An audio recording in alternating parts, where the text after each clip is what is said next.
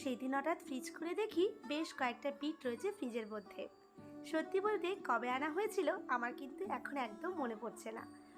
তার মানে বুঝতেই পারছো, হয়তো 1 কি 1.5 মাস হয়ে গেছে। তো ভাবলাম এই গরমকালে বিট দিয়ে কি রেসিপি বানানো যায়। তারপর মাকে ফোন করলাম। মা বলল এই রেসিপিটা বানিয়ে ফেল, এটা খেতে কিন্তু খুব ভালো লাগে। আমি তো মায়ের হাতের রেসিপিটা আগে খেয়েছি, তো আমি জানতাম এটা খেতে ভীষণ সুন্দর হয়।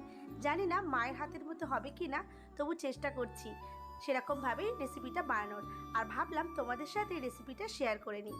তো প্রথমেই আমি বিটটাকে ভালোভাবে খোসা ছাড়িয়ে ধুয়ে ছোট ছোট টুকরো করে কেটে নিলাম। এবার একটা বড় সাইজের পেঁয়াজ মিহি করে কুচিয়ে নিতে হবে। যেহেতু সেদিন বড়মাসের বাড়িতে ছিলাম, তাই এই কাজটা করে দিচ্ছিল, কেননা আমি এত মিহি করে পেঁয়াজ কোচাতে পারি না। ও, তোমাদের সাথে তো বলাই হয়নি, আজ আমি বিট বাটা বানাচ্ছি। প্রথমে মিক্সার গ্রাইন্ডার জারের মধ্যে ছোট ছোট করে কেটে রাখা বিট, কয়েকটা রসুনের কোয়া, কাঁচা লঙ্কা আর অল্প পরিমাণ জল দিয়ে ভালোভাবে বেটে নিতে হবে। এবার একটা ফ্রাইং প্যানের মধ্যে বেশ খানিকটা সর্ষের তেল গরম করে নিতে হবে। তারপর এর মধ্যে 2টো শুকনো লঙ্কা, 1 চামচ মতো কালো জিরে, সেই সাথে কয়েকটা রসুন থেতো করে দিয়ে দিলাম। তারপর যে আগে থেকে কুচি করে রেখেছিলাম পেঁয়াজটা, সেটা তেলের মধ্যে দিয়ে দিলাম। তারপর একটা স্প্যাচুলার সাহায্যে ভালোভাবে নাড়িয়ে নিতে হবে, যাতে পেঁয়াজটা ভালোভাবে ভাজা হয়ে যায়। তো পেঁয়াজটা ভাজার সময় আমি উপর থেকে অল্প পরিমাণ লবণ দিয়ে দিচ্ছি। এইভাবেই যদি একটু লবণ দিয়ে পেঁয়াজ ভাজা যায়, তাহলে কিন্তু পেঁয়াজটা খুব তাড়াতাড়ি নরম হয়ে যায়, সেক্ষেত্রে রান্না করতে বেশি সময় লাগে না।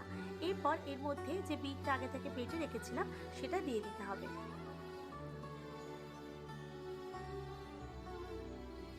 এবার অনবরত এটা নাড়তে হবে মিডিয়াম টু লো ফ্লেমে। তো এই সময় এর মধ্যে দিয়ে দেব অল্প পরিমাণ হলুদ গুঁড়ো। বিট বাটাটা কড়াইয়ে দেওয়ার পর প্রথম অবস্থায় অনেক সময় ছিটকে আসতে পারে, সেজন্য এই কাজটা কিন্তু একটু সাবধানে করতে হবে। কিন্তু নাড়ানো কিন্তু বন্ধ করলে হবে না, অনবরত কিন্তু এটা নেড়ে যেতে হবে, না হলে নিচে লেগে যাবে, সেক্ষেত্রে এটা পুড়ে যাবে, খেতে ভালো লাগবে না। এবার আমি এর মধ্যে পরিমাণ মতো লবণ আর পরিমাণ মতো একটু চিনি দিয়ে দিচ্ছি। এখানে ঝালটা যেহেতু অনেকটা পরিমাণে দেওয়া আছে, সেজন্য এই চিনিটা দিলে কিন্তু স্বাদের ব্যালেন্সটা আসবে। তারপর আবারও এটা অনবরত নাড়তে হবে যতক্ষণ না বিটটা পুরোপুরি ভাজা হয়ে যায়।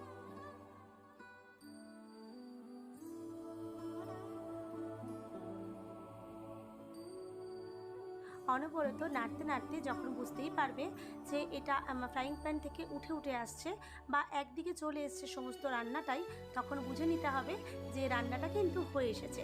আর এর মাঝখানে তোমরা একটু নুন ঝালটা একটু টেস্ট করে দেখে নেবে। তো আমার বিট বাটা কিন্তু একদম রেডি হয়ে গেছে। এবার এটা গরম গরম ভাতের সাথে পরিবেশন করার পালা। রান্নাটা আমি মায়ের কাছ থেকে শিখেছি বিয়ের পর। এত ভালো রান্না করে মা এই রান্নাটা, যে সেটা বলার নয়। আমাদের বাড়ির প্রত্যেকেই কিন্তু এই মায়ের হাতের এই রান্নাটা খেতে ভীষণ ভালোবাসে। স্পেশালি আমি তো খুব পছন্দ করি। যখনই যাই তখনই মাকে বলি মা একটু বিট বাটা বানাও। আর মা কিন্তু ঠিক বাজার থেকে ঘুরে ঘুরে বিট কিনে এনে এই রান্নাটা বানায়। সত্যি মায়েদের কোনো তুলনাই হয় না।